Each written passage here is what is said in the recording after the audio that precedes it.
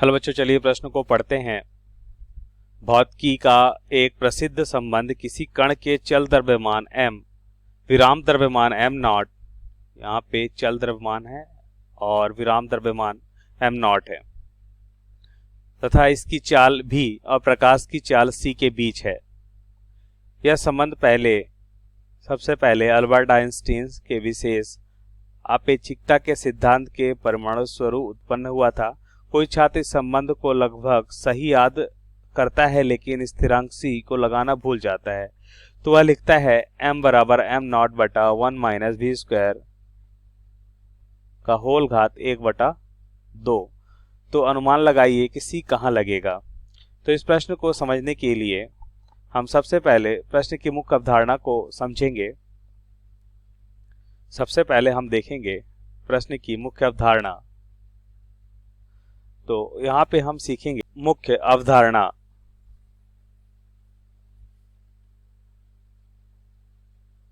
मुख्य अवधारणा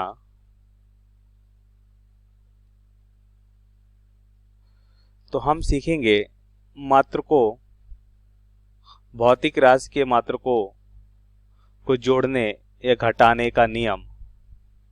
तो यहाँ पे हम देखते हैं, सबसे पहले हम यह जानते हैं कि भौतिक राशि या भौतिकी में समान मात्रक वाले राशियों को ही जोड़ा या घटाया जा सकता है। समान मात्रक वाले राशियों को ही समान मात्रक वाले राशियों को ही जोड़ा या घटाया जा सकता है। जोड़ा या घटाया जा सकता है। जोड़ा या घटाया जा सकता है। उदाहरण के लिए अगर हम देखें तो हम यहाँ पे लंबाई का मात्रक जानते हैं, मीटर है। अगर हम मान लेते हैं किसी वस्तु की लंबाई 3 मीटर है तो उसे हम 3 किलोग्राम या 5 किलोग्राम द्रव्यमान के मात्रक से नहीं जोड़ सकते हैं, यह गलत है। इसे हम जोड़ सकते हैं 3 मीटर की लंबाई की वस्तु के साथ। हम मान लेते हैं उदाहरण के लिए 5 मीटर की लंबाई की वस्तु को जोड़ सकते हैं, तो यह सही तरीका है। और नियम देख लेते हैं, एक नियम और सीखते हैं यहाँ पे। अगर कोई समीकरण लिखते हैं, हम यहाँ पे लिख लेते हैं कोई भी, मान लेते हैं बल का सूत्र क्या होता है, द्रव्यमान और त्वरण का गुणनफल। तो यहाँ पे देखेंगे कि ये हो जाएगा लेफ्ट हैंड साइड मतलब बायां भाग, और ये हो जाएगा राइट हैंड साइड मतलब दायां भाग। तो हम देखेंगे कि बाएं भाग का जो विमीय सूत्र दाएं भाग के विमीय सूत्र के बराबर होना चाहिए। तो हम देखेंगे भौतिकी में किसी समीकरण, भौतिकी में किसी भी समीकरण में दाएं भाग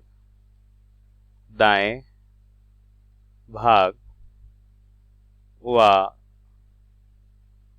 बाएं भाग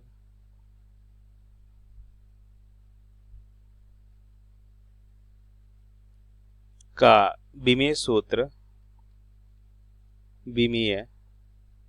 सूत्र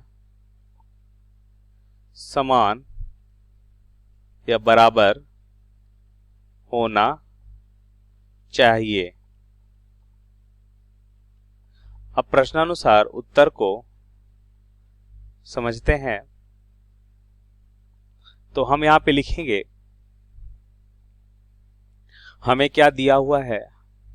प्रश्न को देखिए, हमें दे रखा है द्रव्यमान m बराबर m नॉट बटा 1 माइनस वी स्क्वायर की पावर 1/2।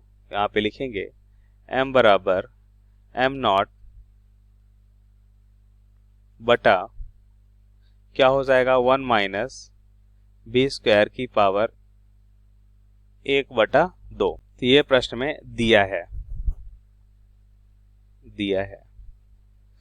तो अब इसे हम ऐसे भी लिख सकते हैं कि 1 माइनस तिर्यक गुणा करते हैं तो 1 माइनस बी स्क्वायर की घात 1/2 बराबर हो जाएगा एम नॉट बटा एम। अब मुख्य अवधारणा के अनुसार हम दाएं भाग और बाएं भाग के विमीय सूत्र को लिख लेते हैं। तो यहां पे देखिए हम लिखेंगे 1 माइनस बी स्क्वायर, तो हम क्या लिखेंगे सबसे पहले 1 माइनस बी स्क्वायर, इसका मतलब हम कह सकते हैं कि एक का तो कोई बीमा नहीं होगा, तो वेग की बीमा क्या हो जाएगी, वेग की बीमा हो जाएगी। इसको हम एक ऐसे भी लिख सकते हैं 1 माइनस बी स्क्वायर,